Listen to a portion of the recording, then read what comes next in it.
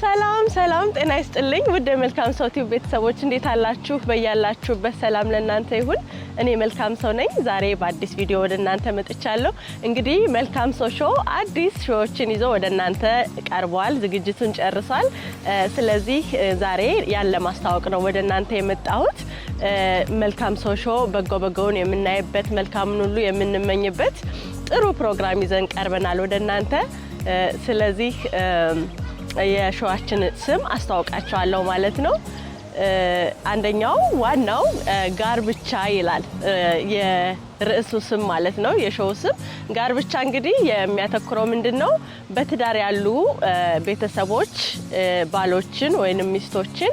በተለይ በትዳር ዓለም የተባረኩ በእድሜ የቆዩ አብረው እነሱን ሰዎች እየጋበዝን ወደ ትዳር ዓለም የሚገቡትን ወጣቶች ጥንዶችን ወይንም እኛም በትዳር ዓለም ያለን ሰዎች ከነሱ ብዙ የምንማር ይሆናልና እነሱን እንግዳ ለማቅረብ ነው ያሰብነው ስለዚህ በትዳር ዓለም ያላችሁ እግዚአብሔር አምላክ በእድሜ በጤና የጠበቃችሁ